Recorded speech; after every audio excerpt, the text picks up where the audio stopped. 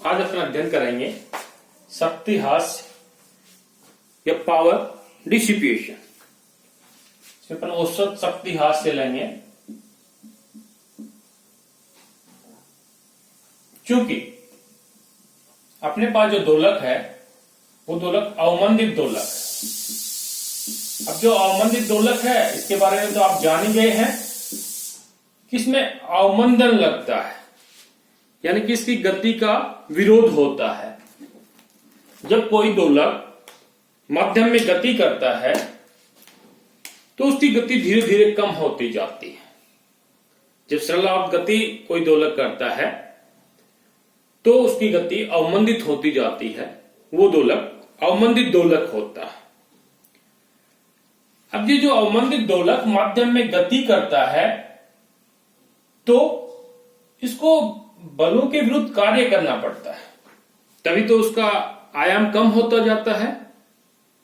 क्योंकि अवमंदित दोलक के लिए अपने को मालूम है कि न्यून अवमंदन स्थिति में इसके जो ऑसिलेशंस होते हैं वो इस प्रकार से कम होते जाते हैं। इसका मतलब इसके आयाम के मान में कमी होती जाती है, और आयाम जो अपन कहते हैं कि आयाम का जब अपन स्क्वायर करते हैं वो तीव्रता के बराबर होती है, और तीव्रता अपन कहते हैं कि अपने पास एनर्जी। दूसरे शब्दों में मैं कहूं कि कोई भी अवमंदित दोलक जब माध्यम में गति करता है तो उसको बाह्य बलों के विरुद्ध, या बाह्य बल नहीं कहते सॉरी, अवमंदन बलों के विरुद्ध कार्य करना पड़ता है। ये जो अवमंदन बल है ये माध्यम के कारण से लगते हैं, तो अवमंदन बलों के विरुद्ध कार्य करना, अवमंदन बल कह देता हूं मैं, बल के विरुद्ध कार्य। क्योंकि शक्ति जो है, शक्ति आपको मालूम है जिसको पावर अपन कहते हैं पी, होती है कि ऊर्जा में परिवर्तन की दर। और यहां पे जो कार्य अपने पास आ रहा है, मैं कार्य या कहूं कि ऊर्जा, एक ही बात है। इसका मात्रक सेम आता है। जब कार्य किया जाता है तो वो कार्य किसमें स्टोर होता है? एनर्जी के रूप में स्टोर होता है। तो कार्य ऊर्जा अपन कहें, बाह्य बलों के रूप जो कार्य किया जाता है उसको अपन कहते हैं कि वर्क कह सकते हैं, एनर्जी कह सकते हैं। लेकिन यहां बाह्य बल नहीं होकर के माध्यम के कारण से जो बल लग रहा है, जिसको अपन अवमंदन बल कह रहे हैं, उस अवमंदन बल के विरुद्ध जो कार्य किया जाता है वो अपने पास एक ऊर्जा के रूप में रहता है। लेकिन जब समय के रेस्पेक्ट में अपन लेते हैं, जब कार्य को अपन कार्य अपॉन समय, अपन कहें ऊर्जा अपॉन समय, ऊर्जा अपॉन समय, जब ऊर्जा अपॉन समय के विरुद्ध जो अपन कहेंगे तो अपने पास क्या आती है? शक्ति आती है, पावर होती है। ये जो पावर है इसको मैं कहूं कि W अपॉन T। इसमें आएगा कि अवमंदन बल के विरुद्ध एकांक समय में जो कार्य किया जाता है वो शक्ति कहलाता है। अब चूंकि यहां पर उस आयाम का मान कम होता जाता है, आयाम का मान कम होता जाता है, इसका मतलब उस दोलक की शक्ति का डिसिपेशन होता जाता है, शक्ति ह्रास होती जाती है, शक्ति लॉस होती जाती है। अब इसको एवरेज फॉर्म में बनने के औसत शक्ति ह्रास, औसत शक्ति ह्रास में अपन एवरेज का सिंबल लगाएंगे, एवरेज। ये अपने पास क्या आएगा? Average work. और यहां टी की जगह अपन क्या लेंगे? टोटल समय। और समय भी कौन सा लेंगे? एक आवर्तकाल में जो समय कंप्लीट होता है उसको मैं कहूं कि टी। ये अपने पास क्या है? पावर का फॉर्मूला। अब क्योंकि ये डब्ल्यू जो अपने पास है, वर्क जो अपने पास है, वर्क को अपन कैसे डिफाइन करें ये आपको मालूम ही है कि बल कौन से? अवमंदन बल। अवमंदन बल के विरुद्ध कार्य कर रहे हैं, कार्य आपको मालूम है डीएक्स। एक आवर्तकाल में कर रहे हैं पूरा, तो 0 से टी लगता है। वैसे एक्स की फॉर्म में लेंगे तो वेवलेंथ की फॉर्म में अपने पास आता है। तो यहां पर अपन कहें कि टी की फॉर्म में है तो इसको टी की फॉर्म में कन्वर्ट करें तो ऊपर नीचे dt से मल्टीप्लाई कर दें, dt से मल्टीप्लाई कर दें, क्योंकि इंटीग्रेशन अपने पास 0 से t के टर्म में है। तो dx अपॉन dt जो अपने पास है इसको भी ऐसे रख लेते हैं, और F D is equal to क्या होता है, अवमंदन फोर्स, और अवमंदन फोर्स क्या होता है, माइनस लेमडा वी की जगह मैं कह रहा हूं कि dx अपॉन dt, क्योंकि अवमंदन बल जो है अपन पढ़ चुके हैं कि वेग के समानुपाती होता है, उसकी डायरेक्शन उसके अपोजिट होती है। लेमडा यहाँ पे अवमंदन गुणांक है जो कि नियत क्वांटिटी अपने पास है। तो एफ लेमडा का मान, एफ लेमडा नहीं कहती, सॉरी मैं डी कहूं, एफ डी है यहाँ पे। एफ डी का मान रखने पर मान जो अपन रखेंगे तो अपने पास आएगा 0 से t, माइनस है तो अपन माइनस लगा दिया, लेमडा dx अपॉन dt, एक dx अपॉन dt पहले से है, dx अपॉन dt, और ये अपने पास क्या है, dt। इसको आगे सोल्व करें, आगे सोल्व करें तो क्या आएगा अभी देखते हैं अपन। इसको आप सोल्व करके देखना बुक में। अभी कार्य चल रहा है W, एवरेज वर्क, यहां अपन कहें कि माइनस 0 से t as it is, lambda बाहर ले लिया, कांस्टेंट है, dx upon dt, dx upon dt का स्क्वायर, और यहां पे अपने पास क्या है, dt। क्लियर है? अब अपन कहें कि dx अपॉन dt यहां पर क्या है, dx अपॉन dt यहां पर क्या है, लेमडा यहां पर क्या है। अब लेमडा आपको अगर याद हो तो लेमडा अपने पास क्या था, लेमडा बाई m को आपने क्या माना था पहले जब अपन ने किया कि lambda by m is equal to 2r is equal to 1 upon 2। मैंने कहा था कि यह रिलेशनशिप अपन याद रखेंगे, lambda by m is equal to this value. तो यहां पर लेमडा का मान अपने पास आया, lambda is equal to m तो अपने पास है विश्रांति काल, यहां पर इसका मान अपन रखें, और dx अपॉन dt को अपन कहें कि वेग की फॉर्म में रखें, माइनस 1 अपॉन 0 से t, dx अपॉन dt को मैं रख रहा हूं तो, और यहाँ पे m है, ये m ले लिया, dx upon dt v square, ये अपने पास क्या आ गया, dt। यहाँ पे लेमडा का मान रखा, ये कहें अपन, और v अपने पास जो वेग है वो आपको मालूम है dx अपॉन dt होता है। अब इसको, ये जो m v स्क्वायर आ गया, इसका मतलब अपन ये कहें कि एनर्जी की फॉर्म में है, half M V square kinetic energy होती है, उस काइनेटिक एनर्जी की फॉर्म में अपन रखें इसको हाफ एम वी स्क्वायर को, तो किस प्रकार से अपन इसको रखेंगे, तो देखिएगा ऊपर नीचे 2 से मल्टीप्लाई कर दूं मैं, माइनस 2 अपॉन 0 से t half M V square dt। अब ये हाफ एम वी स्क्वायर अपने पास जो है, ये अपने पास आई है kinetic energy. Half M V square अपने पास क्या है, काइनेटिक एनर्जी। डैम्प्ड ऑसिलेटर में अपन लेके चल रहे हैं, अभी तक अपने पास चल रहा है दिस वैल्यू।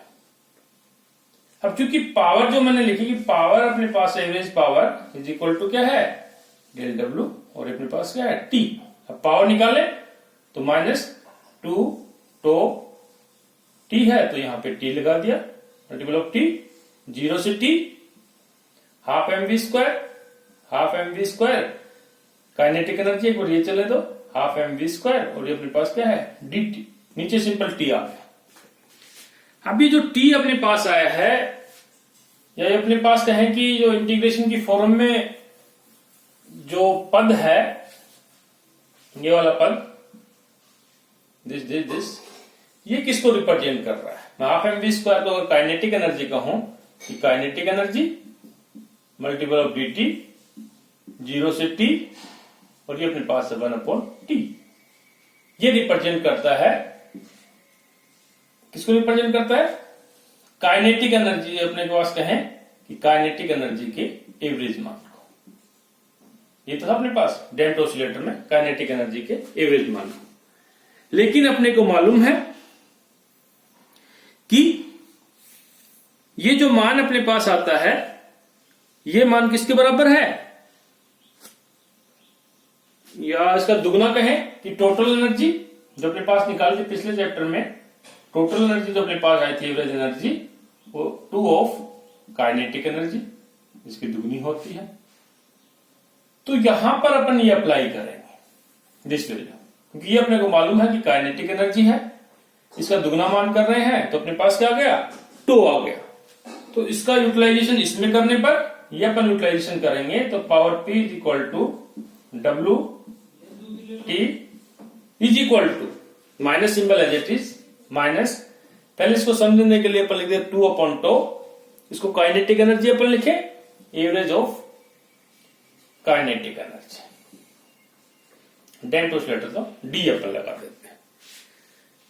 अब इसको आगे मैं लिखूं minus as it is E total कुल ऊर्जा एवरेज मान जो अपन निकाला upon to.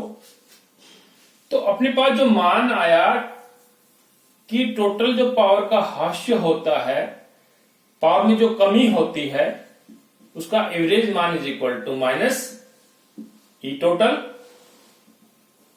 Upon tau. This is the standard relationship.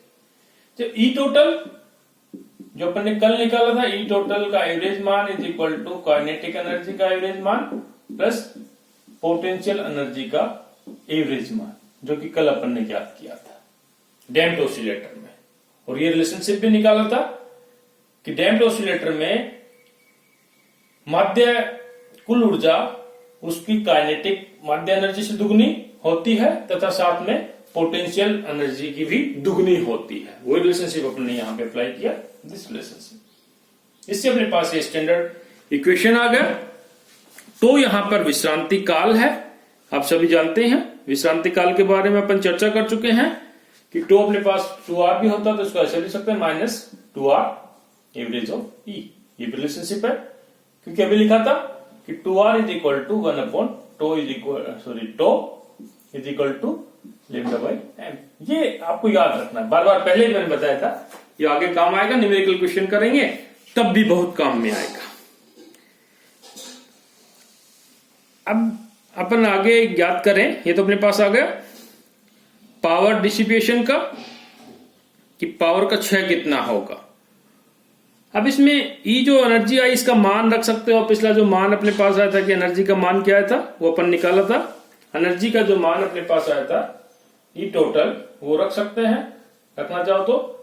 E total का मान क्या था हाफ, और आगे अपने पास आया था के एक्स जीरो स्क्वायर e की पावर माइनस 2r t। ये मान आया था अपने पास। के का मान अपने पास होता है m ओमेगा 0। इसको यहां पर ये भी रख सकते हैं, कई डेरिवेशन में आपको मिलेगा ये रखा हुआ। क्लियर? इसके बाद एक न्यू टॉपिक है क्वालिटी फैक्टर। इंपॉर्टेंट है, या तो 1-2 नंबर की डेफिनेशन पूछी जाती है कि क्वालिटी फैक्टर क्या होता है। क्वालिटी फैक्टर या मैं इसको लिखूं विशेषता गुणांक। विशेषता गुणांक इसको रिप्रेजेंट करते हैं कैपिटल क्यू से। एग्जामिनेशन पूछा जाता है कि क्वालिटी फैक्टर क्या होता है, या इसके ऊपर न्यूमेरिकल क्वेश्चन आता है, क्वालिटी फैक्टर का मान निकालता है। तो इसके नाम से स्पष्ट है कि क्वालिटी बताता है, विशेषता बताता है। किसकी? किसी फिजिकल क्वांटिटी की, किसी घटना की। यहां पर अपने पास जो अवमंदित दोलक का केसेस है, यहां पर क्वालिटी फैक्टर ये रिप्रेजेंट करता है कि एक दोलन में कुल संचित ऊर्जा कितनी होगी, यानी कि ऊर्जा के स्टोर्ड की क्वालिटी बताता है, कितनी ऊर्जा उसमें स्टोर्ड होगी। यानी कि एक दोलन में संचित ऊर्जा कितनी होगी। संचित ऊर्जा कितनी होगी प्लस उसमें कुल हास्य कितना होगा। संचित ऊर्जा एक अपने पास हो रहा है कुल हास्य ऊर्जा। हास्य ऊर्जा यानी कि शक्ति।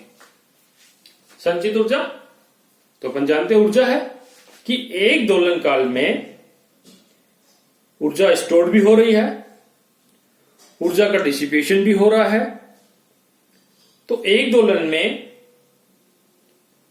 कुल ऊर्जा हास्य के सापेक्ष संचित ऊर्जा कितनी होगी। या मैथमेटिकल रूप में मैं लिखूं कि Q जो अपने पास है क्वालिटी फैक्टर, ये अपने पास होता है संचित कुल ऊर्जा अपॉन आएगा एक आवर्तकाल में, एक दोलन की एक आवर्तकाल में ऊर्जा हास्य, इसको लिखो माध्य ऊर्जा हास्य, पावर डिसिपेशन की बात कर रहे हैं, माध्य ऊर्जा हास्य की। प्लस इसके अपने पास एक आवर्तकाल टी होता है, तो उसको अपने एक फैक्टर से रिप्रेजेंट करते हैं 2 पाई मल्टीपल ऑफ दिस कुल ऊर्जा और एक आवर्तकाल में मध्य कुल हास्य के अनुपात के 2 पाई गुणा के बराबर होता है। इसको अपन डिफाइन करें कि अवमंदित दोलक का विशेषता गुणांक एक आवर्तकाल में संचित कुल ऊर्जा एवं उस आवर्तकाल में माध्य ऊर्जा हास्य के अनुपात के 2 पाई गुणांक के समान होता है। अब संचित कुल ऊर्जा कितनी होगी वो निकाल लो, 2 पाई संचित कुल ऊर्जा अपने पास है ई टोटल जो ऊर्जा अपन देखी, और एक आवर्तकाल में माध्य ऊर्जा हास्य, तो माध्य ऊर्जा हास्य यानी कि पावर की बात कर रहे हैं अपने पास डैम्पिंग केस में, और एक आवर्तकाल है तो मल्टीपल ऑफ टी आवर्तकाल। अब इसको सोल्व करें कि आगे इसमें क्या रिलेशनशिप आएगा, तो 2 पाई अपॉन टी तो अपने पास ही चल रहा है, 2 पाई अपॉन टी, ई और पी में जो रिलेशनशिप अभी आपने निकाला था, पावर और ऊर्जा के मध्य जो रिलेशनशिप निकाला था, उससे अपने पास आ रहा है यहां पर जो वैल्यू आएगी वो अपने पास होगी।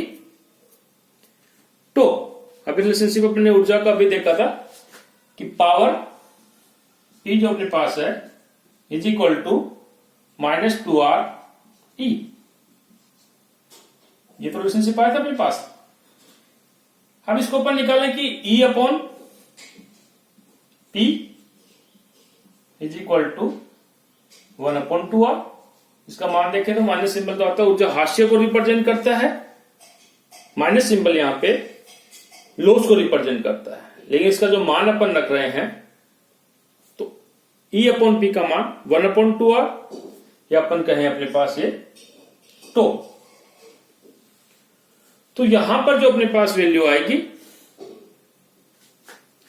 इसका मान अपन रखें आगे